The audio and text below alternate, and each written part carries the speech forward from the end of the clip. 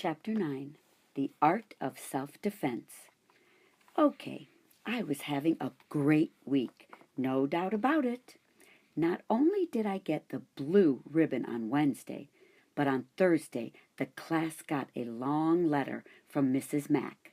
She included a picture of her standing by a waterfall next to some very strange-looking creatures. They looked like hairy pigs or raccoony dogs. "They are coatis," Mrs. Brisbane said, reading from the letter, "pronounced co-a-tis." The coatis looked weird. Mrs. Mack looked gorgeous, especially with all the red, yellow, and orange flowers surrounding her. How I wished I could be there with her, except maybe for the fact that those coatis might not be hamster-friendly. At the end of her letter, Mrs. Mack wrote, "So farewell to all my wonderful friends in room 26, especially the small one with the big heart, Humphrey." Sigh, sigh, sigh. Though the thought of Mrs. Mack made me happy, the weekend was coming up, and I always felt a little nervous about where I'd be spending it. When it was decided on Thursday that I was going home with Miranda Golden, I was so excited. I only got an 83% on my vocabulary test. Saya got 100. I know, because this time when Mrs. Brisbane asked who got 100, she raised her hand. I always figured that Miranda lived in a castle because she reminded me of a fairy tale princess in disguise. Wherever it was, it had to be wonderful if Miranda lived there. Well, Miranda's home wasn't exactly a castle, but it was very tall. Miranda lived in a 4th-floor apartment with her mom and her big dog Clem. We had to take an elevator to get there. The apartment was nice. The mom was nice. Clem was not nice. Let me explain. Miranda has a small bedroom, and her mom let me stay there, right on the desk. To welcome me, the two of them did a complete clean-out of my cage. "I'll bet nobody's done this for a while," said Miranda's mom, and she was right. Pretty soon, I felt like a brand new hamster. Suddenly, Clem bounded into the room, the big mass of yellow fur poking his huge nose right up against my cage. His wet nostrils were like 2 eyes staring in at me, and he stuck out a giant tongue that came at me like a tidal wave. Luckily, the cage protected me. "Mom!" Miranda yelled. "Please get Clem out of here!" Thank heavens, Mom took Clem out for a walk in the park while Miranda showed me her room. She held pictures of her friends and families up to the cage so that I could see her dad, her stepmom, her grandparents in Florida. Next, she introduced me to her goldfish, Fanny. She wasn't much of a conversationalist. I squeaked, "Nice to meet you, Fanny." And she said, "Bloop." I was thinking about how wonderful it would be to live with Miranda all the time when Clem returned from the park and galloped into the room. "Clem, stay out!" Miranda shouted, but Clem just wagged his tail and barked. Miranda closed the door so that the dog had to stay outside, but we could still hear him whining and crying like a baby out in the hall. Still, just being with Miranda made everything seem golden until her mom called her to go shopping. Miranda protested. Good girl. But Mom didn't want her to stay inside on such a nice day. She had no choice, unless she was rude to her mom, which Miranda would never be. I won't be gone long, Miranda told me, and I'll make sure the door is shut tightly so Clem can't get in. Everything would be all right, I assured myself. After all, Miranda had said so. I was all set to get in a good daytime snooze. But as soon as the door to the apartment closed, Clem started whining outside the door. I could hear his big paws up on the door, trying to push it open. I was a little nervous, but Miranda had assured me I'd be all right. After all, she wouldn't be gone long. Then I heard it. The slight turning of the doorknob as Clem flung himself against the door repeatedly. What a barbarian he was! Suddenly, the door swung open, and Clem burst in and ran straight to my cage. I tried to distract him by spinning on my wheel. I can do that for hours if necessary. I thought the spinning wheel might even hypnotize him, like in an old movie I'd seen with Miss Mac. Miss Mac, where was she when I needed her? But apparently all that spinning just excited Clem more. He started barking at me, but I couldn't understand a word he said. "Now cut that out!" I squeaked at him. That just seemed to make him more hot and bothered. He plopped his front paws up on the desk and stuck his nose against the cage door near the lock that doesn't lock. "Easy now, calm down," I squeaked smoothly at the beast. But he kept poking his nose at the cage, showing me his huge tongue and the huge teeth around it. Let me just say that Clem could stand some breath mints. He poked the lock again and again. I knew if he jiggled it enough, the door would swing open, and I'd be history. Poor Miranda would never know what had happened to me. She might even cry. I couldn't stand the thought of Miranda crying. I hopped back on my wheel and started spinning with all my might, hoping to buy some time. Clem pulled back for a moment and stared at the wheel going round and round. Let me just say I'm glad that Clem is about 2 quarts low in the brain department. Whew! I'm a good spinner, but I was getting worried about how long I could keep it up with Golden Miranda rushed in. She never looked more beautiful to me than at that moment. "Clem! Stop it!" she shouted in a very firm voice. "Bad boy!" Clem raced to her side, wagging his tail. Miranda's mom dragged old Clem out of the room and closed the door behind her. Phew, phew, phew. Miranda was very sorry. She opened the cage and reached in to pick me up. "Poor Humphrey," she said, hugging me. She set me on her desk and stroked me gently with one finger. "I'm so sorry, Humphrey, so sorry." Oh, I don't know what felt better, the petting or Miranda's soothing words. Miranda felt so terrible about what had happened, she let me play on her desk. She lined up books all over the edges so I wouldn't fall off. Then she let me wander around and see the sights. A desktop is a very interesting place, in case you've never explored one. Miranda's desktop had a big cup with hearts all over it. The cups were filled with pencils. Oh, pencils smell so sweet.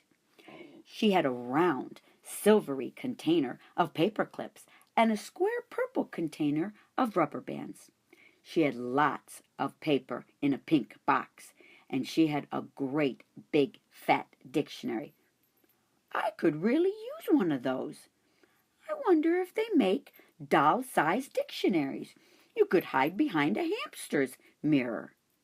Miranda giggled as she watched me check things out. When I tried to climb into the paperclip box, she stopped me with her finger. "No, no, Humphrey. Those would hurt you." She did the same thing when I tried to roll in the rubber band box.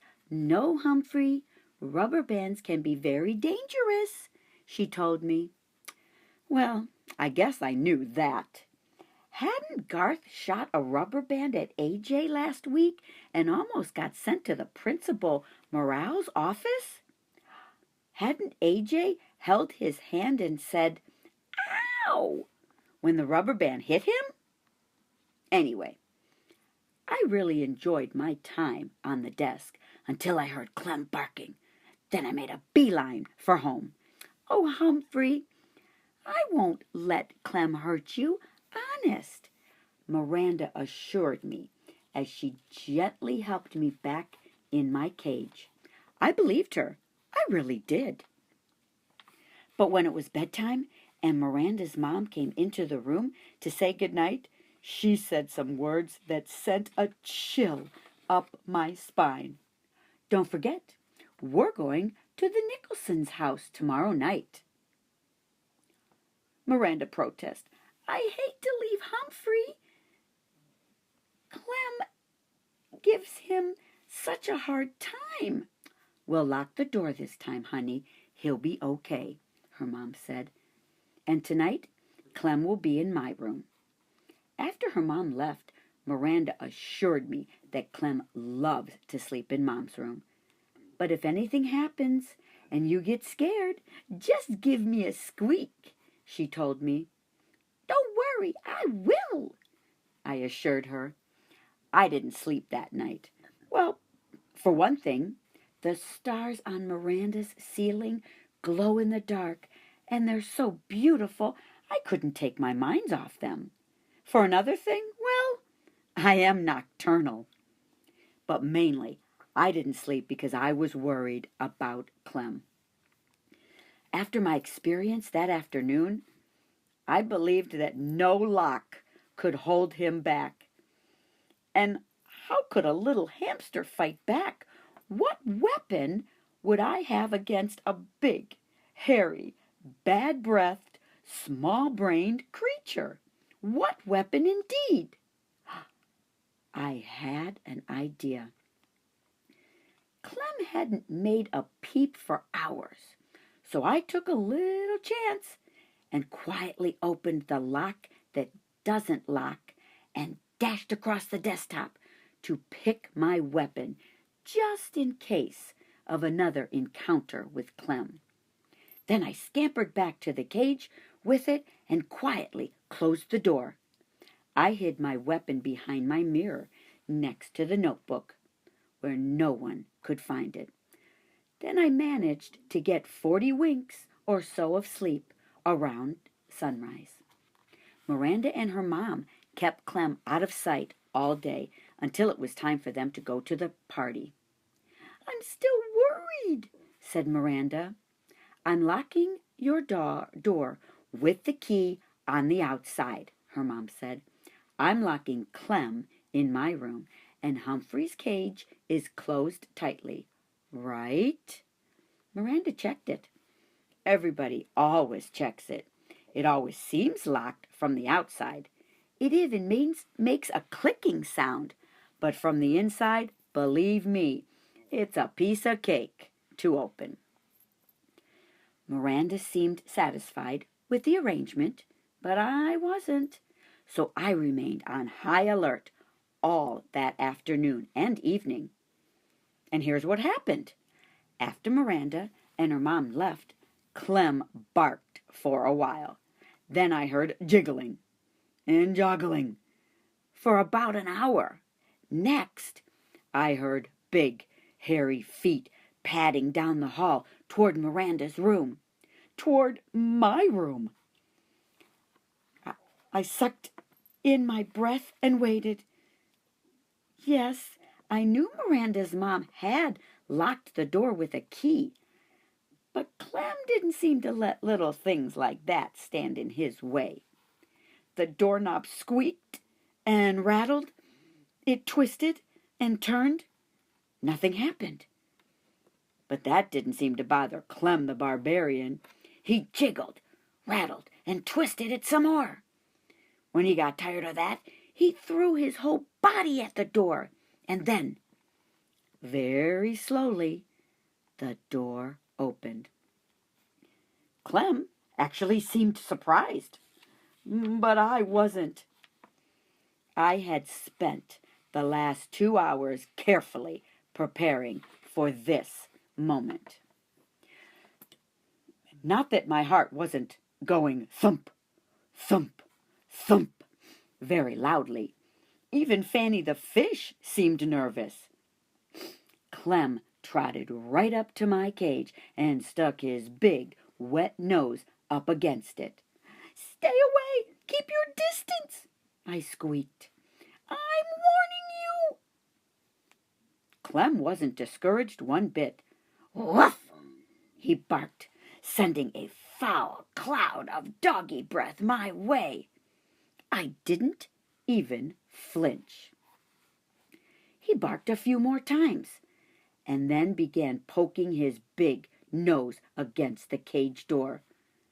I wondered if he actually knew the lock was broken. The time had arrived to put my plan into action. I was in grave danger, and I had no choice. I would only have one chance at Clem because I only had one weapon, a rubber band. It had taken me a long time to get it hooked around the edge of my food dish. Now I carefully pulled it back as far as I could, aiming directly at those big doggy nostrils. "You asked for it, beast!" I squeaked. Then I let loose. The rubber band snapped and sailed through the air, hitting Clem squarely on the nose. He yelped like a baby and raced out of the room as if he'd seen a ghost. Too bad I didn't still have my ghost costume. That would have been a nice touch. I guess Clem wasn't quite as dumb as I had thought, because he never even tried to come back in the room again. Of course, Miranda and her mom were really puzzled when they came home and found both bedrooms unlocked and Clem cowering under the living room sofa. "Well, I don't get it," said Miranda. "Humphrey looks just fine. Maybe it was a burglar." But Miranda's mom checked the closets and drawers, and nothing was missing. "Now that's a mystery," said Miranda's mother after she searched the whole apartment. Miranda stared at me, shaking her head. "If only Humphrey could talk," she said.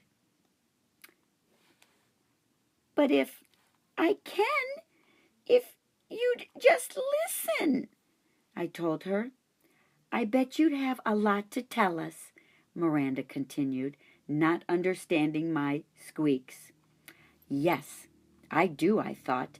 Enough to fill a book. Tip 9. Hamsters do not enjoy contact with other animals. A dog or cat may eat a hamster or at least do it bodily harm.